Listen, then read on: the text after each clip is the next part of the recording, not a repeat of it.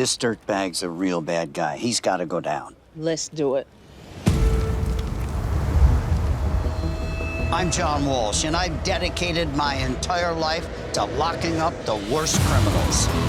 We're tracking down one of the most ruthless gangs of lawbreakers we've ever gone after. My son Callahan and I are fired up.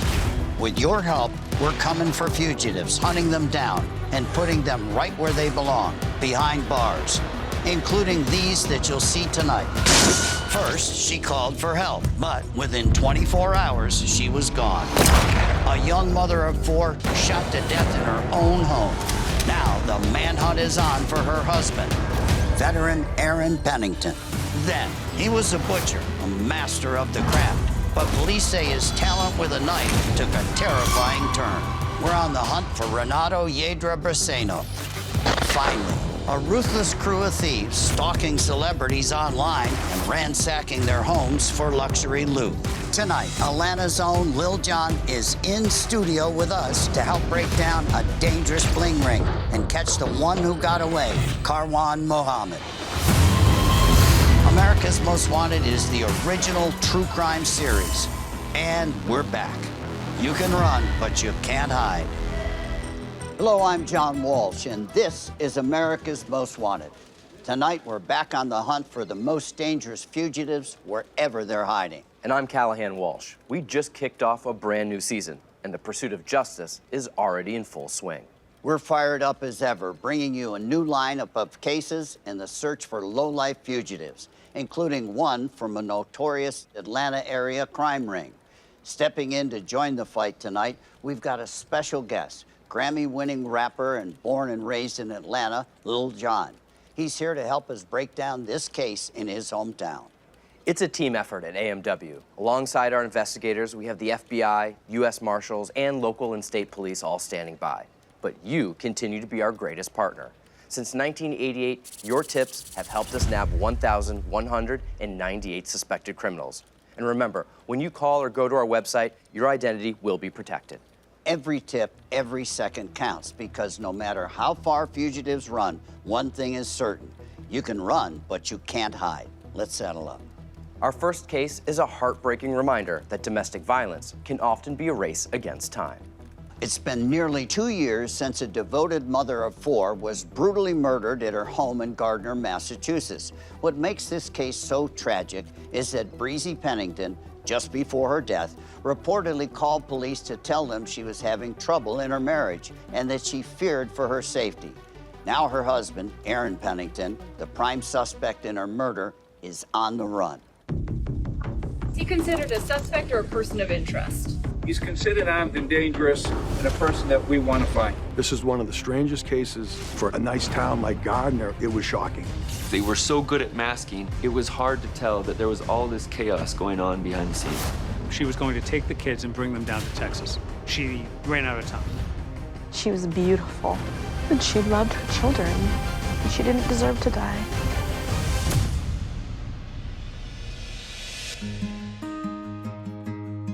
My niece Brianne came into this world so loved, and she just loved running on her horse with that long blonde hair blowing in the wind.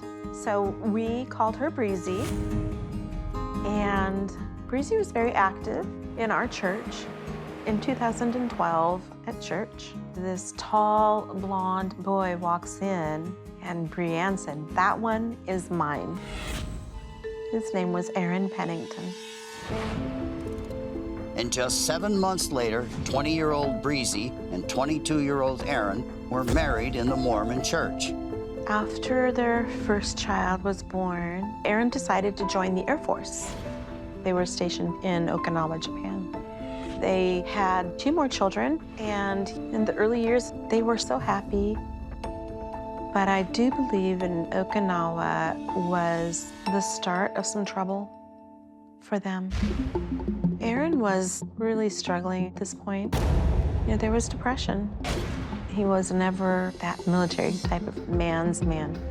In 2021, Aaron was discharged from the Air Force and transitioned back to civilian life. He obtained a job with a defense contractor in Massachusetts. They found a new church community. I got to know the Penningtons when they moved into the area as they attended our church. Aaron mentioned to me that depression ran in his family. During our conversations, there was a darkness.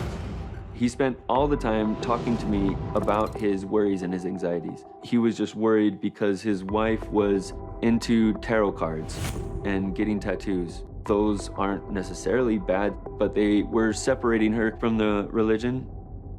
He worked at a few different jobs, but then he wasn't taking care of himself mentally and physically, and so he quit those jobs. The bills were coming in and not being paid. There was a lot of fighting. The Gardner police logged a number of incidences at the Pennington house. They ranged from Aaron acting erratically to Brianne's concerns for his mental health. Brianne had decided that she was leaving. You're staying here. We're staying here. The marriage was over. In early October of 2023, Aaron went to visit family in California. He was obsessively calling, texting. He wanted her to take him back. That was never going to happen. She left messages with a friend talking about her fear and that she had decided to leave and take the children to Texas to be closer to her grandparents. But on October 20th, Aaron was flying home. She was scared that he was just out of his mind, and so she called Gardner police about whether she wanted a restraining order. Breezy then left a panicked audio message for a friend. I've told Aaron 1,000,000 times, do not show up here. You need to get help. I do not feel safe. You're not welcome. A little more than 24 hours later, and she was dead. God, and I want. My neighbor's kids have come over to my house scared. They don't know where their dad is, and they're trying to get a hold of their mom. They can't get into her bedroom. I got a call. One of the neighbors next door to the Penningtons said that the children had showed up on the doorstep. We then go in the house asking, Breezy, where are you? Is anyone here? Breezy. So we just try the door, and the knob turns, but there was a dresser right there. I remember seeing Breezy laying in the bed with her head facing away. There's a woman in the bed. She's hurt. Okay. I'm not sure exactly how hurt, but there's blood. Hold on 1 second. It was a violent scene. It appeared to be an execution. My first question was, where is Aaron Pennington? Aaron Pennington is 34 years old, has blonde hair, blue eyes, is 6 feet 2 inches tall, and weighs about 175 pounds. He's an Air Force veteran and a skilled mechanic, so it's possible he could be working in aviation or automotive repair. He was also a member of the Church of Latter-day Saints. So there's two communities, veterans and members of the Mormon Church, and it's possible folks in these groups could be helping him out. If you recognize this fugitive, don't approach him. Pennington is considered armed and dangerous. Call 1-866-AMW-TIPS or go to amwtips.com. Coming up, police uncover a smoking gun and trace the final steps of Aaron Pennington. And later, authorities accuse a butcher of brutally murdering his girlfriend, then setting her apartment on fire to cover up his crime. Plus, a ruthless gang uses social media to target celebrities and rob their homes, terrorizing the community. Atlanta's own Lil Jon helps us dig into this wild story. But first, we need your tips to help us close this case. Take a good look. The year-long manhunt continues for Jonathan Baez Perez, who's wanted for allegedly shooting a man 9 times at the Carniceria La Tuna Market in Enid, Oklahoma. Police say the confrontation began when Baez Perez, seen in white, approached Cesar Gomez outside this grocery store. Their argument quickly escalated until a friend stepped in to break up the fight. But the beef isn't over as Baez Perez returns to his vehicle. Still upset, Gomez approaches and kicks the car door, which is flung open as Baez Perez allegedly opens fire from the passenger seat, hitting Gomez in the hand and torso. Watch as Baez Perez makes his escape behind the vehicle as Gomez clutches his gunshot wounds. Luckily, Gomez survived. Baez Perez is 24 years old, 5 foot 6 inches tall, weighing 140 pounds. Authorities say he has a prior felony gun conviction and may have fled to his home state of Jalisco, Mexico, and they're offering a $5,000 reward for his capture. If you recognize him, contact us immediately. We'll be right back.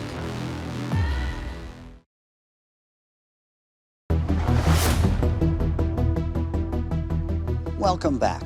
Authorities are searching for Aaron Pennington, the man they suspect of murdering his own wife, Breezy, just as she was preparing to leave him.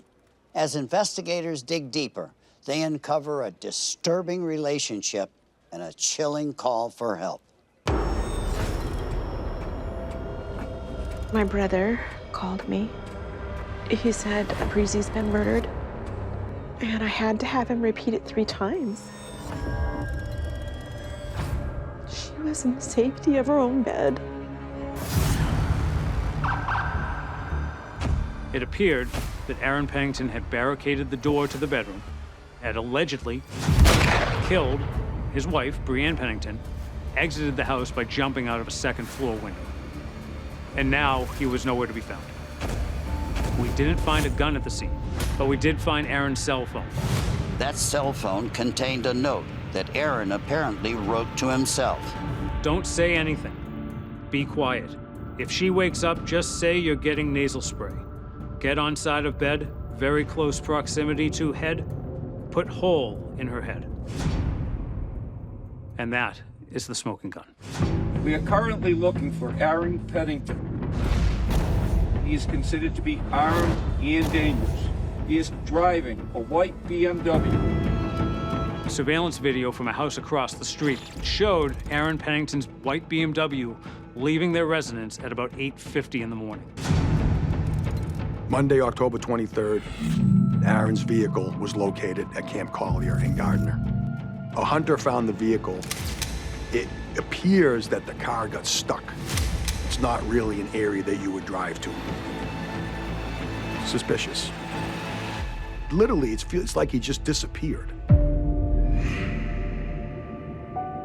I felt like I was trying to help him and that my efforts fell on their face. I felt betrayed. It was hard to reckon with. I never knew if I even talked to the real Aaron. If Aaron's still out there, I would encourage him to turn himself in. I know he's out there. I know he is. I think about Breezy every single day. I want to kiss her cheeks and tell her I'm so sorry. I will never stop loving you. There's nothing you do will ever, ever change how much I love you.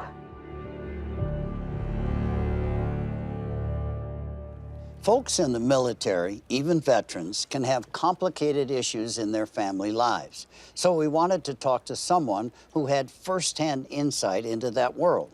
Josh White is a veteran, a podcaster, and an influential voice in the Air Force community. Josh, thanks for being here. Sir, it is my honor.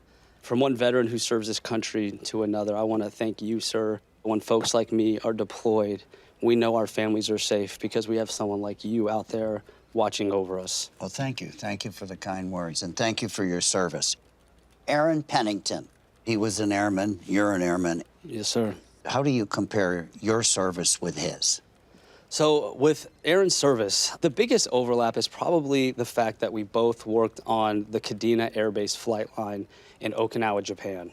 With that comes 12-hour shifts. Right. You have to be alert at all times, your attention to detail at an all-time high with zero room for error. The stress of being in another country. My dad, who was my hero, 15 medals in World War II, was stationed on Okinawa. He flew a B-24, almost shot down several times. Returning to civilian life is tough, isn't it? Being away from your family, being overseas, especially being a young, newer airman. I was always warned of the culture shock of going to Japan, going to another country. But I'll tell you, the culture shock was actually the return back to the United States. it kind of felt like I had to, keep looking over my shoulder. There was a sense of unease. There's so much traumatic stress syndrome these days. And his wife was pulling away from the Mormon church. That probably added to the stress. If you are not mentally prepared, emotionally prepared for something like that, it can certainly catch you off guard. Looking at this case, what do you think could have been done differently? With Aaron specifically, those red flags were probably there for many years. People probably saw them over and over again.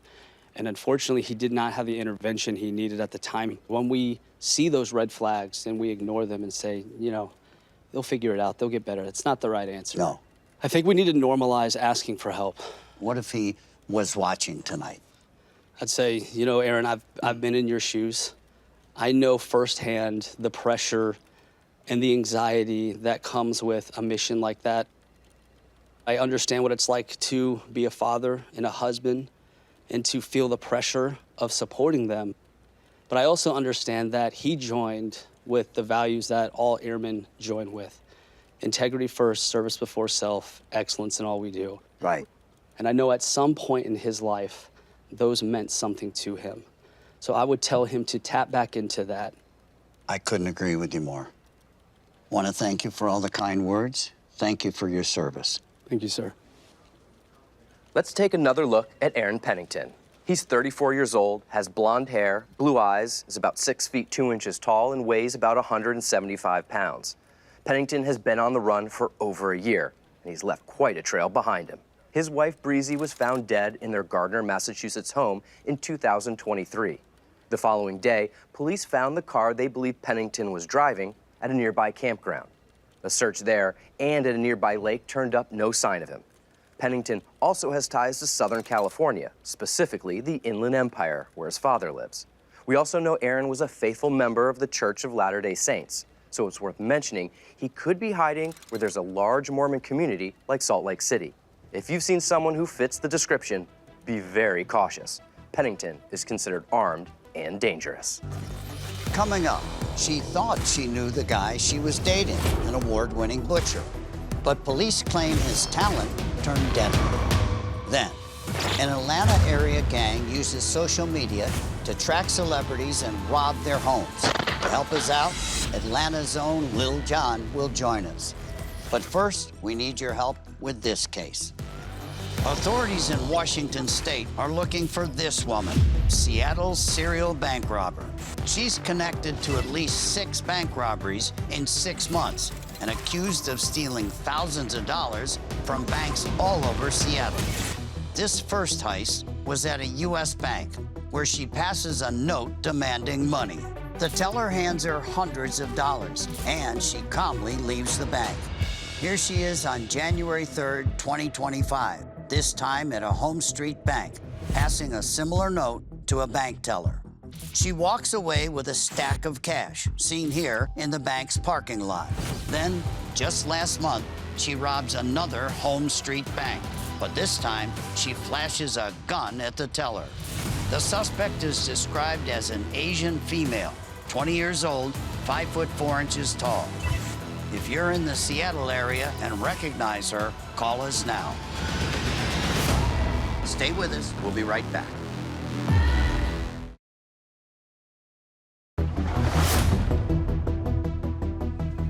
Welcome back. This next case is about a butcher who won recognition in meat-cutting competitions all around the world. He had the awards, the reputation, and by all accounts, an incredible girlfriend. But it was a love story that would turn deadly. Veronica was fun. She was young and free, and you can tell that she will always be surrounded by friends and family. Me and Veronica have been always very close. We grew up in Italy. Because Veronica was older than me, she wanted to protect me. It was 2 of us against the world. In 2012, Hillary moved to the North Beach section of San Francisco, where her sister Veronica would join her 2 years later. North Beach, it's the Italian area of San Francisco. Lots of Italian restaurants, bar, you can drink a coffee like Italians do. Veronica and Hillary, they were definitely best friends. We saw each other every day, I would say, yes. When I had my son Gabriele, Veronica immediately fell in love with him. She wanted to be in his life. Happy birthday to you. Bye. Ciao, belli. Bye. Veronica and my husband both ended up working at the butcher shop, and there was a man there. He was always in charge to cut the meat. He was a shy person, not someone that would initiate a conversation. Renato Yedra Braceno was living in San Francisco after a childhood spent learning the butcher trade in Mexico City. He won several prestigious butchery contests, even representing Mexico in butcher competitions. Veronica and Renato started dating, but they were trying to keep their relationship low profile. Honestly, I didn't like him very much. He was distant. About a year into their relationship, they had a fight. Renato got very jealous that my sister got this text from an old friend. She didn't like his reaction. We didn't socialize with Renato and Veronica. They only came once. It was Christmas Day. Renato and Veronica were having some issues, definitely some tension, for sure. About a week later, she came over to our house on New Year's Eve. I was very pregnant at that time, and there was something off. She was trying to hide it from her sister. But then later, she started telling me things that we didn't know until that. She got pregnant. Then she lost the baby. She was worried about Renato being upset. I'd get a feeling that she was scared of them at that time. She never told me because I was pregnant and because she didn't want to put stress on me and being worried. Just 2 weeks later, Hillary went into labor with her second child. My contractions started at 2 a.m. Veronica was supposed to come to stay with Gabriele home while we were going to the hospital. We started calling Veronica, and we didn't get any answer. We need to figure out something else. And then we head to the hospital. At 8 a.m. in the morning, Hillary was getting ready to have the baby, and I have this phone call. On the other side was Veronica's neighbor telling me that something happened very bad to Veronica. He told me the apartment was on fire. And he told me Veronica's dead. The fire department arrived on scene at 8 in the morning. They observed a female on the ground, burnt to a crisp. She had a gash or slice almost from ear to ear across her neck. They could immediately recognize this was likely a homicide.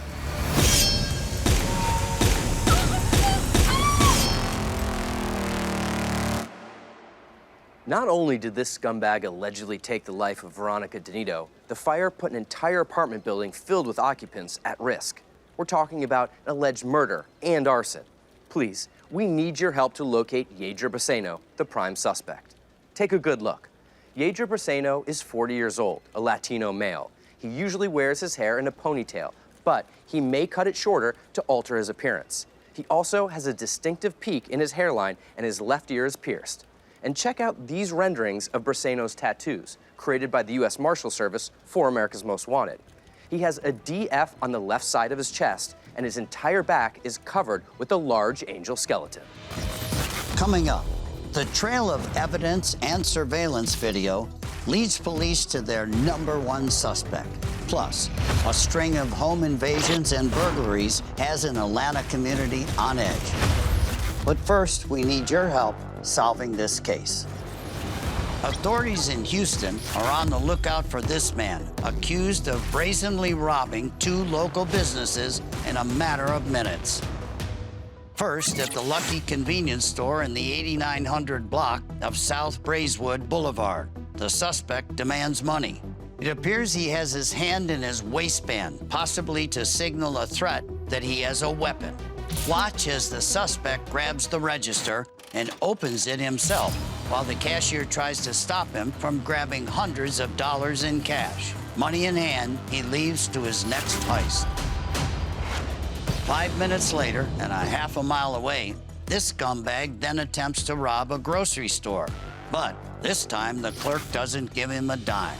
He exits the store empty-handed, but luckily, surveillance cameras catch his face.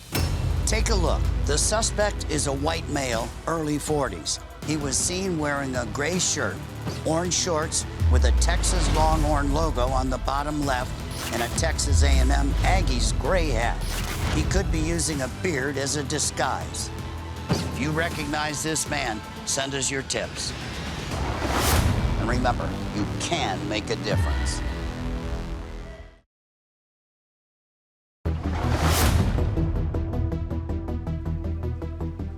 Welcome back to America's Most Wanted. Veronica Nitto's life was cut short in a savage attack. Her family was shattered. As if her loss wasn't painful enough, they got the devastating news on a day that should have been one of the happiest of their lives. On Friday, January 15th of 2021, officers received a report of a structure fire. Fire department observed a female with a large gash across her neck. One of the neighbors informed the detectives that there was conversation taking place. They were familiar with the voice as being Renato, the boyfriend of the victim. At that point, Renato became a possible suspect in this homicide.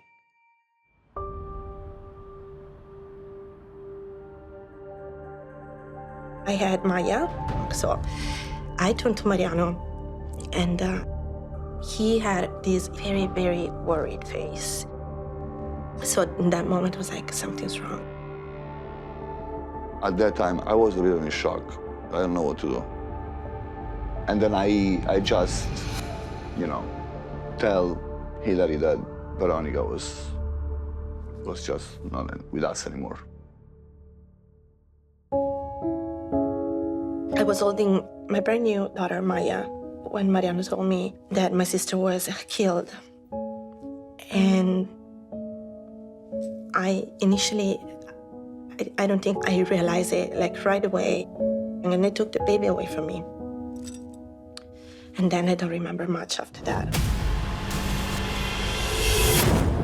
In this investigation of the homicide, cell phone records showed Renato at the scene of the crime within the time frame of we believe when it happened. An ignitable liquid was found within the carpet around the body, which detectives believed to be gasoline. Video surveillance from the local gas station revealed Renato had purchased a red gas canister approximately half hour before the 911 call from dispatch.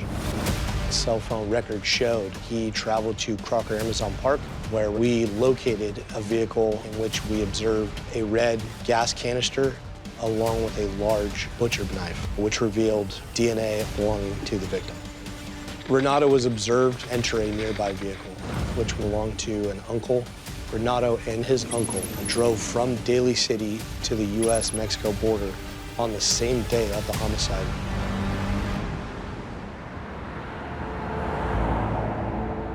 I think about her every day, and there's so much in my daughter that reminds me of her. Renato took so much away from me. You don't want people like this to be out on the street. The way that he did all these things, I don't think he deserved to. Being free, you need to have justice. It's just not right. Having to remember every single birthday of my daughter, it's too much.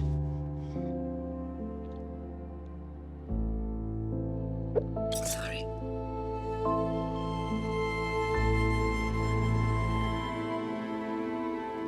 To help us understand what motivated this fugitive is Dr. Leslie Dobson, a forensic psychologist and podcaster who spent nearly 2 decades analyzing the minds of some very violent people. Thank you for being here. Thank you for having me. As a forensic psychologist, what do you think's going on? I definitely think he shows this callous nature. The way that he killed her, cutting her neck, is so graphic and horrifying that you have to be detached from your emotions. Right, a sociopath, but incompetent. I think he was in panic mode. Yeah. And then, as you can see in the video, he actually buys gasoline to bring back to her apartment to burn the apartment down and hide the crime scene. But he returned to the crime scene, which shows that the arson wasn't premeditated. Yes, there was anger, and he wanted to cover his tracks. Yeah. This wasn't planned out, because the police still find her, and they can identify her. So I'm thinking this individual is very impulsive. Yeah, you know as well as I do how dangerous he is. 100%. Do you think he's been carrying on his career while he's been on the run? I think he identifies as a butcher. He has awards of being such a great butcher and very comfortable with knives. And we heard that he's got family in the restaurant business in Mexico. Yes, so he'd be in the back of a restaurant. He would be in the back of some place in charge of the meat, but still using his skill set in some way. So I say to people all the time, if you're eating in a restaurant, just keep your eyes open. Yeah. People were sitting in a restaurant, an Irish pub, watching America's Most Wanted. We had profiled the guy that was working in a kitchen in a restaurant, and they made the call to us and to 911, and he got captured. It's amazing. So we need to tell people to be on the lookout. Yes. If you could talk to him for 2 seconds, what would you say? A little girl's birthday will forever be associated with this alleged crime. Turn yourself in. Give them emotional justice. I know very much. I've walked in the shoes of that family waiting for justice. Right? It's called ambiguous grief, where we lose a limb, but we still feel like it's there. We lose a family member, but we don't know who did it exactly. We want justice, and then we can grieve. End some of the pain of this family. Yes. Well, thank you for all the great advice. Thanks for being here. And hopefully something you said will get somebody to make that call. Thank you. Cal. Let's take a look at the trail investigators are following. After the fire was extinguished, the body of Veronica Nitto was discovered in her apartment in Daly City, California. Shortly after, the suspect's phone connected to a cell tower in San Francisco, where investigators later located his abandoned car. Then, investigators tracked a family member driving Yedra Braceno across the border into Mexico, where he reportedly has family in Mexico City, some who work in the restaurant business. Authorities say he may have connections in Alabama as well. Veronica's family is desperate for answers and for justice. If you have any information on Yedra Braceno's whereabouts, call 1-866-AMW-TIPS or go to our site, amwtips.com. Coming up, an Atlanta gang used social media to stalk and rob wealthy celebrities. Now, one of the lowlifes in this criminal posse is still out there. To help us unpack this case, rapper, Grammy-winning icon Lil Jon will join us right here. So stay with us. We'll be back after the break.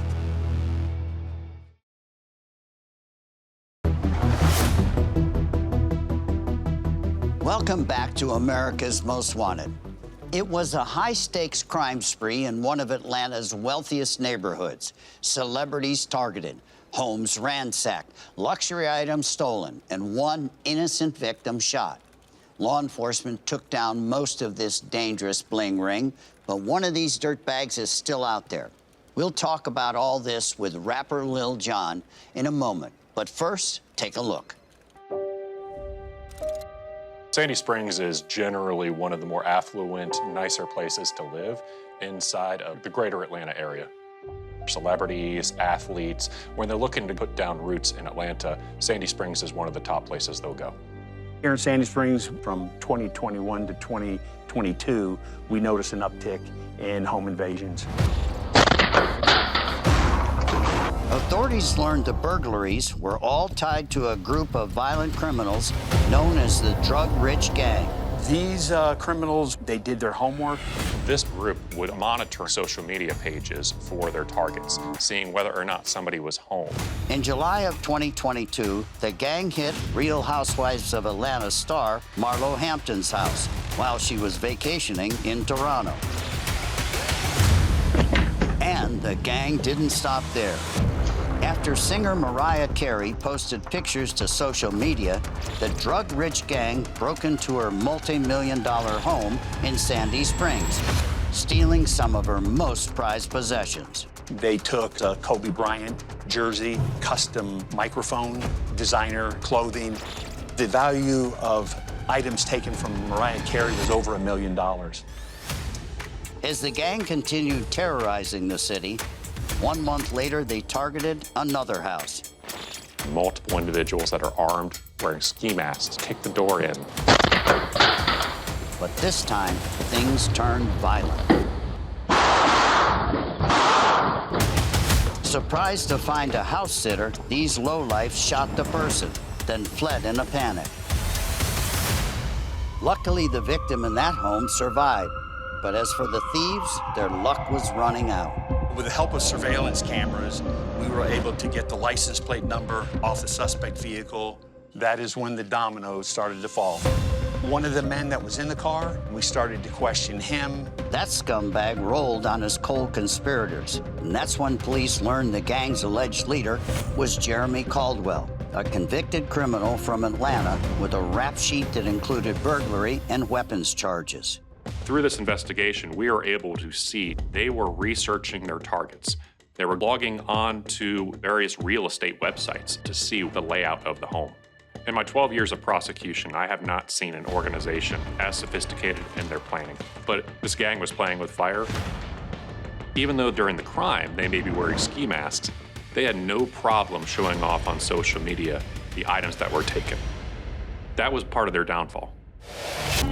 I obtained a source. That source gave me information when a home invasion was going to occur. And through the source, they now were headed to South Florida to hit an NFL player who plays with the Miami Dolphins, and he lives close to the water. But before their big score, these hoodlums had the bright idea to party on a yacht. As they popped their champagne, little did they know they were about to get popped. Miami Metro-Dade staked the place out, and they apprehended Mr. Caldwell and one of the stolen watches valued over $100,000. We ultimately indicted 28 people. The organization itself included dozens more. The arrest of these highly sophisticated criminals made a dent in the drug-rich gang who stole millions from the peaceful community of Sandy Springs. Mr. Caldwell had a small army of men that he used to do these home invasions. And detectives are still on the hunt for a man named Karwan Mohammed, whose car was used in the Mariah Carey home invasion. This is the last piece of the puzzle to put an end to the gang's reign of terror. We were doing everything to get these criminals arrested and off the street. We're joined now by a music icon who's synonymous with Atlanta, who helped shape the sound of the city.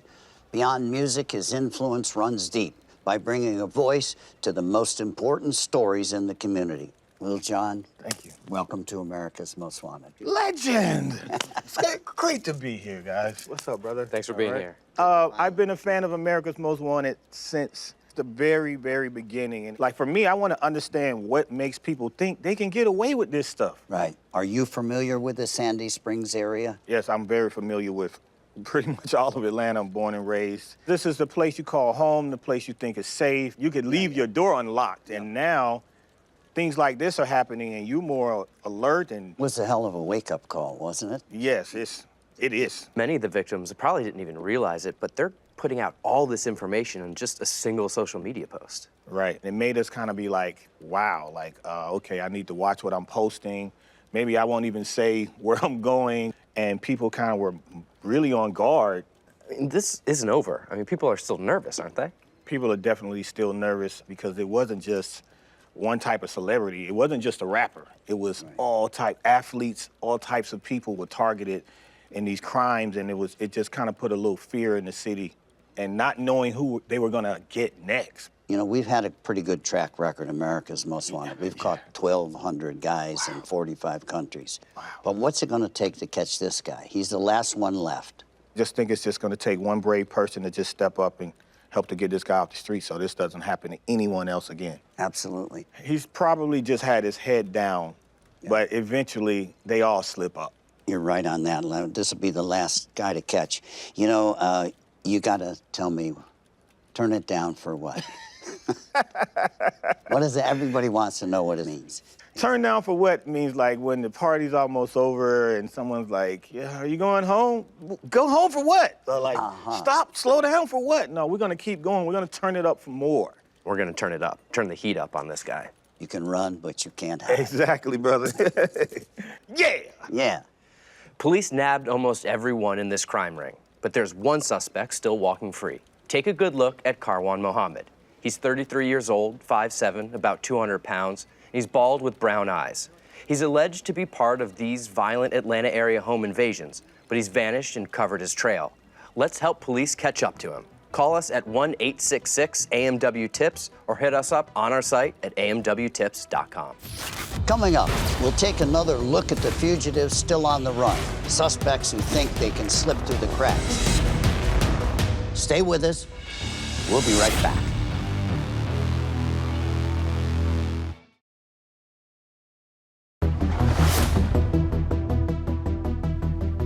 Let's recap some of our cases and the fugitives we need your help to catch. Aaron Pennington is 34 years old, has blonde hair, blue eyes, and is 6 foot 2 inches tall, and he weighs about 175 pounds. Now, he was last seen in Gardner, Massachusetts, and is wanted in connection to the murder of his wife, Breezy. We really need your tips to deliver justice to Breezy's family and her 4 children. Renato Yedra Braceno is 40 years old. Latino male, 5'7" and 170 pounds with black hair and brown eyes.